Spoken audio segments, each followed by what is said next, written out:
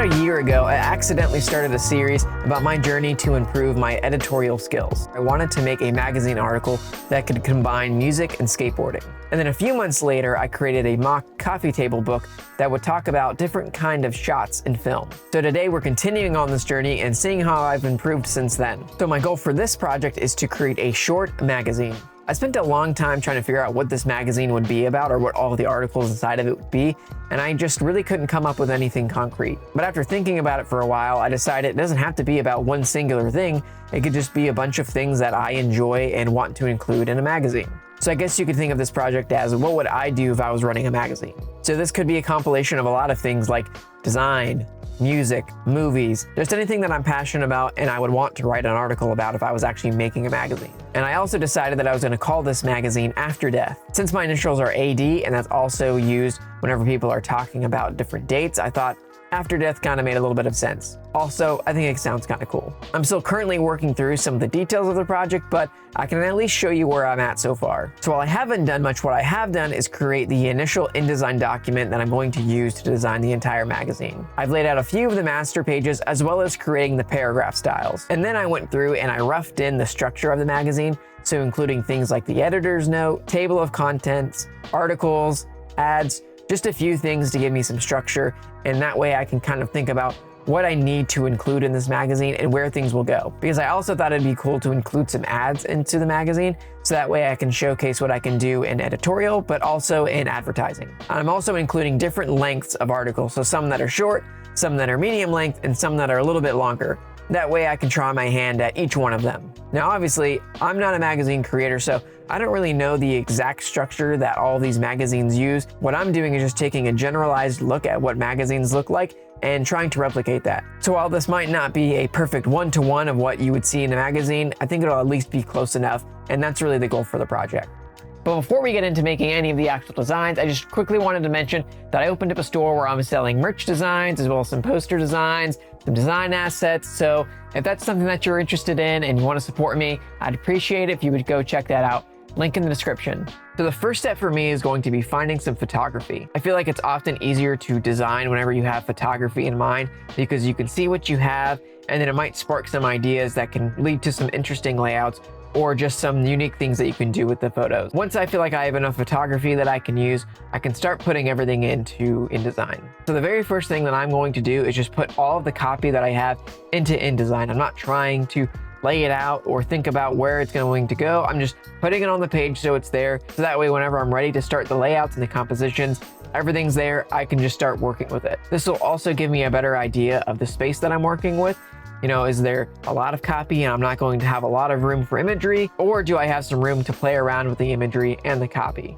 Also, one of the hardest things about starting these kinds of projects is it just feels so daunting. Like there's so much work to be done and you're just staring at a blank page. So by just doing something, taking that first step and putting something on the page makes it feel a little bit easier whenever you actually start to make the design. So just getting something down is better than nothing.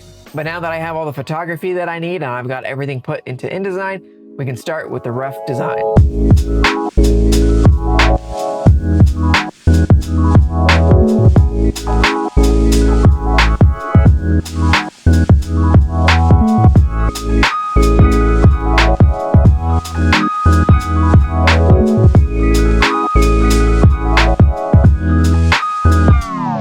Now that we've got some rough designs in place, I can finally say, I hate everything that I've made so far. If I'm being really blunt and honest, I think it's awful. There are some technical aspects that I see that I need to change, like there's some of the gutters are a little bit too tight, so there's not a lot of breathing room for some of the different images and some of the copy. But then there's some other things that are just, I just think it looks bad. I don't really know exactly what.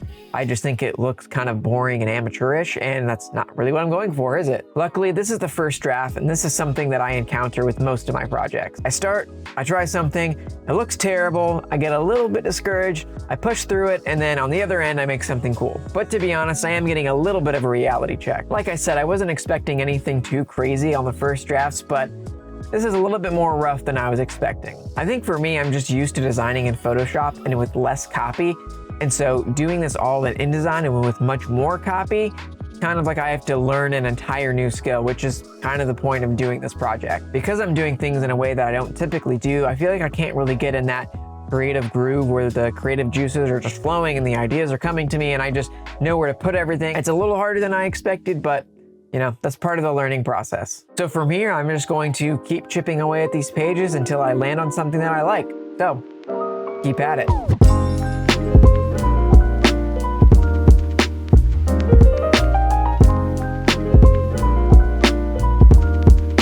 Now, I'd love to tell you that this project was easy for me, but unfortunately, this was one of the most challenging projects I've done. I definitely underestimated how hard this was going to be. I'm just so used to making things that use a lot less copy, so trying to incorporate all this copy and it's the main focus of the design, it was just really tough for me. I don't really know what it was, but honestly, it just did not make sense in my brain. I spent a full week tweaking these designs and coming up with different iterations.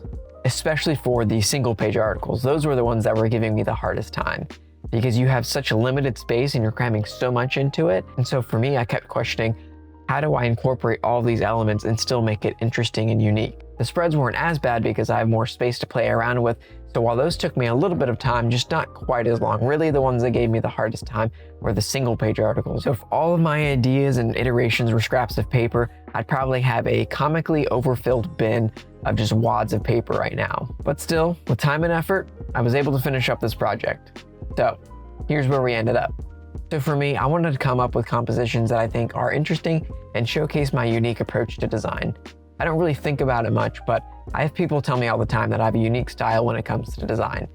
So I wanted that to be a reason why someone would want to work with me.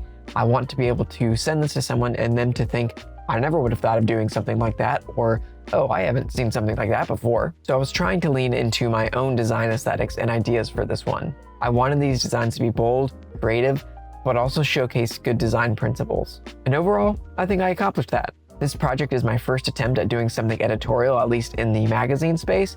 And so I definitely see room for improvement, but I'm pretty happy with how it turned out. But I'd love to hear what you guys think. Did I do a bad job? Did I do a good job? How can I improve? Let me know in the comments below. But if you enjoyed this video or found it helpful, I've got a bunch of other videos that you can check out. And if you like those, like and subscribe. Hopefully, I'll see you in the next video.